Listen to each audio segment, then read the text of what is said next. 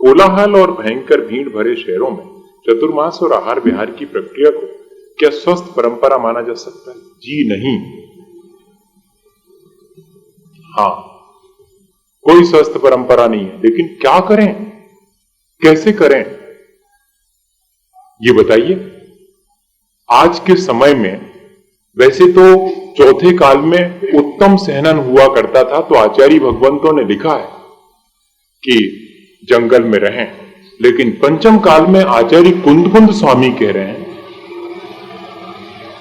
दो बातें कह रहे हैं कि मुनि जनों को देवालय या सार्वजनिक स्थान या अन्य बस्ती में, गांव में, शहर में, इसमें ही रहना चाहिए। अब जंगल में रहने का उनके लिए कोई आदेश नहीं है और एकाकी रहने का भी कोई आदेश नहीं है। ये दो चीजें आचार्य कुंद स्वामी ने लिखा कि मेरा शत्रु भी एकाकी विचरण ना करे, मेरा शत्रु भी जो है और ऐसे स्थान पर ना रहे। आज दो चीजें हैं, एकांत में अज्ञानी अपना अहित कर लेता है, एकांत में ज्ञानी अपना कल्याण कर लेता है। इतने ज्ञानी नहीं है कि एकांत में अपना कल्याण कर सके। अज्ञान की वजह से अपना कल्याण करने के ज्यादा चांसेस हैं। चार लोग की आंख के नीचे करो, ज्यादा कर्मों की निद्रा होती है, नहीं तो अकेले मनमानी चाहे जो करो, जैसे करो। आप क्या सोचते हैं इस चीज को? ये कहना तो बहुत आसान है, लेकिन 24 घंटे सुबह से शाम तक आंख लगी है सबकी, और उन आंखों के नीचे अपनी सारी प्रक्रिया करना है, कहीं कोई चूकने के चांसेस नहीं है। ये बहुत बड़ी छोटी मोटी चीज नहीं है। इसलिए इस दृष्टि से देखा जावे तो कर्मों की निद्रा का अवसर इसमें भी है, ऐसा नहीं मानिए कि अवसर नहीं है। पर हाँ, ये बात मैं पहले ही कह चुका कि वास्तविक प्रक्रिया आज हमको एक्सेप्शन, आज हमको अपवाद मार्ग अपनाना पड़ा, ये राजमार्ग नहीं।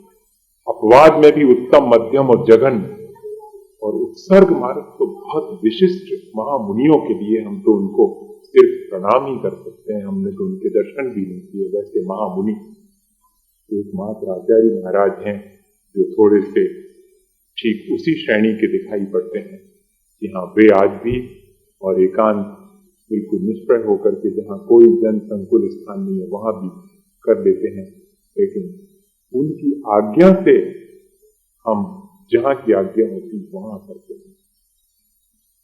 हाँ, वे सबके सहनन और सबकी शक्ति के अनुसार तपस्या करना उद्देश्य है। स्थान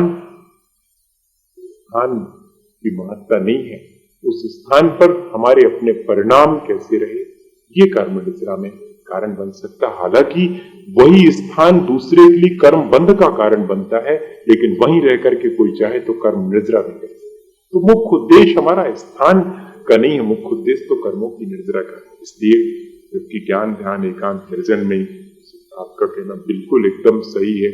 आचार्य महाराज जब एक अभ्यारण्य कानाकेशली के पास है, वहां से गुजर रहे थे, तो लोगों ने कहा 6:25 हो गए हैं, पूरे 6:30। घड़ी नहीं रखी थी आपने। मैं ये कह रहा था आपसे कि बस 2 मिनट में वो बात कहूं, फिर ये इतने सारे क्वेश्चन तो फिर भी रह जाएंगे। तो कानाकेसरी के पास से आचार्य श्री का पूरे संघ के साथ निकल रहे थे। मैं तो नहीं था उस समय, मुझे पूरा फिर बताया महाराजों ने। तो वहां आचार्य श्री को कहा कि एक फॉरेस्ट ऑफिसर के यहाँ पर छोटे छोटे से 2 शेर के बच्चे 6-6 दिन के, बहुत प्यारे, वो बाहर खेल रहे थे। तो आचार्य श्री उसी रास्ते से मुड़ करके और सामने से निकले और वहां खड़े हो गए। देखा उन्होंने कि हाँ, सचमुच शेर के छोटे बच्चे। तब मालूम, हम और आप तो दूसरा सोचते। उन्होंने क्या कहा था? हे वनराज, जैसे तुम्हारा स्वभाव जंगल में निर्भय होकर के, निश्चिंत होकर के विचरण करने का था, ऐसा ही हमारा भी स्वभाव जंगल में निष्प्रह, निर्द्वंद, निश्चिंत होकर के विचरण करने का था। लेकिन जैसे कि तुम्हें जंगल को छोड़कर इस घर के सामने पलना पड़ रहा है, ऐसे ही हमें भी जन संकुल स्थान पर अपनी साधना करनी पड़ रही है। पर हम दोनों का स्वभाव तो एक ही है। ये चीज बहुत कीमती, ये चीज हमारे मन में बनी रहे।